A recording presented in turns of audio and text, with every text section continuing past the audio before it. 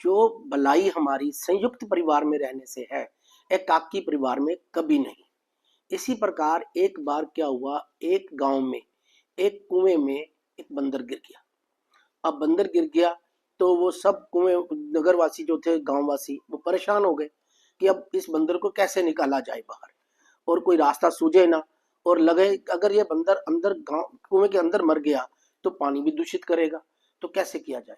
सोचते सोचते उनको ध्यान आया कि जो पास वाला गांव है उसमें एक व्यक्ति है जो कुएं में नीचे उतर सकता है और ये बंदर को निकाल भी देगा।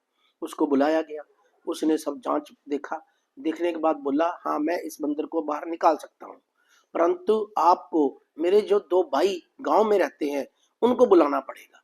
कहता उनको क्यों करना है। कहता वो जब मैं नीचे उतरूंगा तो वो रस्सी से मेरे को बाहर खींच लेंगे।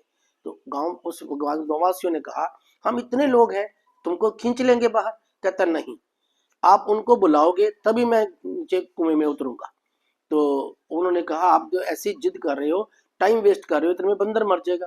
उन्होंने कहा तुम्हारी मर्जी है, अब ये करवाना है काम तो उनको बुलाना पड़ेगा।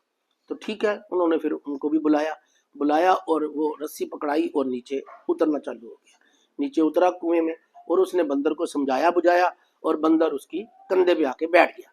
तो उसने इशारा किया कि रस्सी खींच लो। अब रस्सी वो खींचने लगे।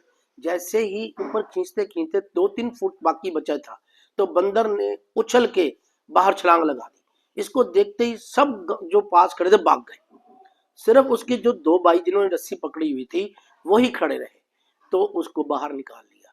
तो उसने व्यक्ति ने बताया कि मैं इसीलिए भाई को बुला रहा था क्योंकि आप कभी भी मुझको विपदा में छोड़ के भाग जाओगे। सिर्फ मेरे सगे भाई ही हैं जो मेरे को इस विपदा में छोड़ेंगे नहीं और मेरा ध्यान करेंगे और मेरे को बाहर निकालेंगे।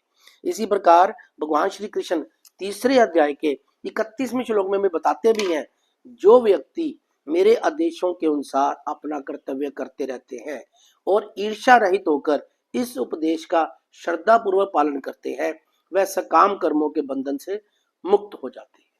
हरे कृष्ण।